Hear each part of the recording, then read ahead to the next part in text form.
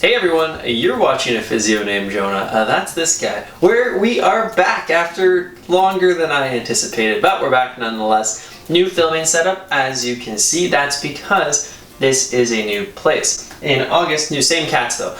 In August, my girlfriend and I moved from Toronto to Sudbury, which if you're from Canada is a 4-hour move north, and if you're not from Canada, it's still in Canada. In news more relevant to today's video, the NFL season is back, and with that comes torn ACLs. So today seemed like a good opportunity to take a look at some ACL tears, since through the first 2 weeks of the season, there were 8 of them.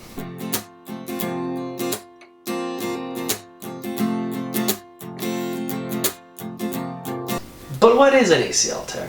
In today's video, we will be covering the anatomy of the ACL, what happens when the ACL is torn, how that ACL can get torn, and the expected timeline for return and recovery once the ACL is torn. Let's dive right in.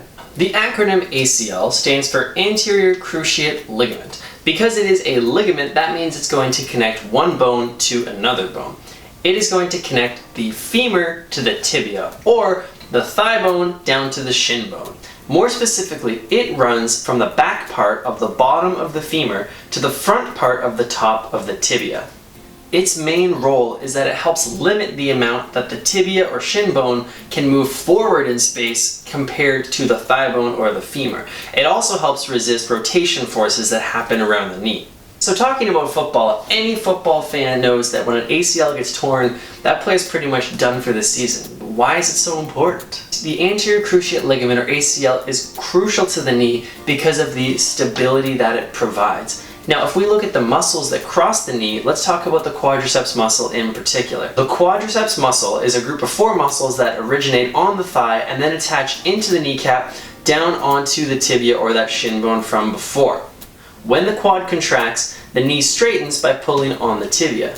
In a normal, healthy knee, the anterior cruciate ligament helps prevent excessive motion of the shin bone forwards when you get that quad contraction.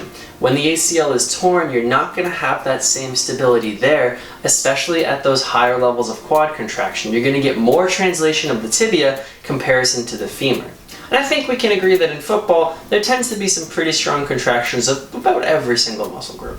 From Wallace, the hit that he took.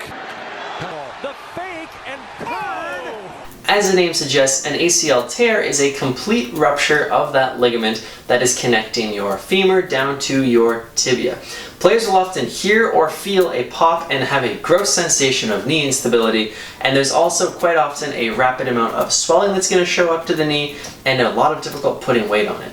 It can also hurt a lot, in case that wasn't already obvious. The ACL can get injured in multiple ways, and within the NFL this season we've already seen examples of all of the different ways. How perfect. So we're going to be taking a look at non-contact ACL injuries, direct contact ACL injuries, as well as indirect contact ACL injuries, and giving an example of each of them. Let's take a look at Blake Jarwin's ACL tear from the Dallas Cowboys, because I am a huge Cowboys fan. It's a great example of a non-contact ACL injury, and I drafted Blake Jarwin in my fantasy football league. So let's get this over with. The most common mechanism of injury for an ACL tear like this is a sudden change in momentum or direction with the foot planted. As the player quickly changes speed or direction, there's a large contraction of the quadriceps muscle. That means we get pull on the tibia, but because the foot is planted, the knee cannot straighten. This puts a large stress onto that anterior cruciate ligament to prevent the tibia from being pulled forward. And then, in some unfortunate cases, the ACL cannot withstand the stress and the ACL ruptures. Miss you, Blake. Now, as I said, non-contact injuries to the ACL are the most common when we look at sports as a whole. But with all the contact there is in football, we can get these other varieties of contact injuries to the ACL. Great examples of an indirect contact injury to the ACL in Week 2 were both shown by Nick Bosa and Saquon Barkley. In both of these situations, the player's foot was planted and another player made contact with their upper body, creating that rotational force that drives through the knee and again puts too much stress on that ACL. If you look at Barkley, you can see where the knee is planted, you get that force created by the other player, which creates the rotation. Same thing with Bosa. Foot planted, rotation force created by the other player, placing that stress onto the ACL and too much for the ACL to handle. These are ones that look pretty bad. It's not always obvious what happened though. When a player goes down without contact, we think, oh, that must be an ACL. When they kind of have that twisting, it happens a lot, it's harder to say. The last variety is the direct contact injury. These are usually the ones where you can tell exactly what happened and are kind of the most gruesome to watch. This was the case with Marquise Blair of the Seattle Seahawks. If we watch what happens here, as he's standing over top of the other player, he's going to get sandwiched in between two as he's rotating. In this injury, you can see that his leg and knee are essentially sandwiched between two players, the one on the ground and the one falling, while his body is twisting and he's falling to the ground. If the players weren't there, his leg would have been more free to move and his ACL may not have been torn. With all of these different injuries, the outcome is the same: a ruptured ACL and a long timeline back to recovery. But let's dive a little more into that. Can we do this? Can we do this? Can we do this? No, we can't do this.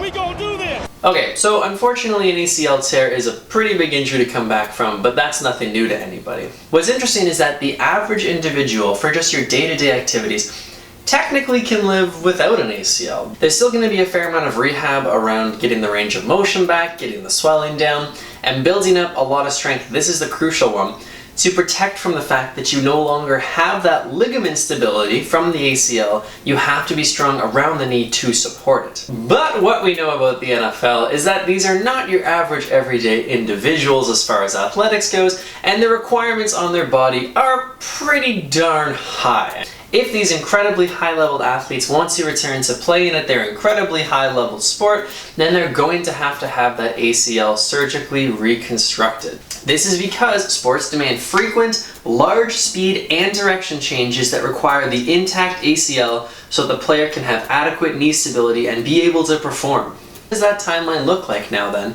in going from the injury to back to return to sport? Now, the timing of surgery has actually been a little bit controversial as when it goes to recovery from an ACL tear. It used to be believed that you should let the knee rest for about 6 weeks to let that swelling come down, get your range of motion back up, before you then go in and do the surgery. However, a 2018 study by Erickson et al. Demonstrated that there was no difference in outcomes after 6 months, whether the surgery was done within the first 6 weeks or whether it was done pretty much as soon as possible. So if you are a pro athlete wanting to get back to the next season as soon as possible, you're going to do the surgery pretty much right away. And this is what we see. Within the first few days after a player gets that ACL tear, you often see the moniker of will undergo season-ending surgery. They go in and reconstruct the ACL. It's interesting because we kind of associate the ACL tear as what takes such a long time to come back from. But it's really the post-operative rehab. It's the recovery that has to happen after the surgery takes place. The surgery that you pretty much have to do in order to go back to playing at that high level. The rehab process is not something I'm going to dive deep into today. If that's something you'd like to see, go ahead and let me know in the comments section and I can look at that as a future video. Quickly though, when it comes to this rehab process, it's important to take at least 9 months as far as recovery goes. We know from the literature that this is going to decrease the chance of a re-rupture of the ACL, which obviously is the worst possible outcome. Because of the 9-month recovery time, that player is going to be inevitably out for the season. I love fantasy football. In the fantasy football world, as soon as that player tears their ACL, you know you've got a massive hole in your team, especially if it's someone like Saquon Barkley, who you grabbed in the first round, or even my boy, Blake Jarwin, who I took in the 15th. Thought the Blake out was going to happen, man. So let me know what you thought of the video in the comments section. Go ahead, let me know if you want to see anything else related to this or other football injuries. You can let YouTube know that you enjoyed the video by hitting that thumbs up button as well, and you can share this with someone who also lost a player to a season-ending injury in fantasy football. As always, guys, let's finish it up. Move your body, have a laugh today, and I will see you at the next video. What? But what we... What? But what we... gotta get the ball, bro. We need something big, bro. That's touchdown. But what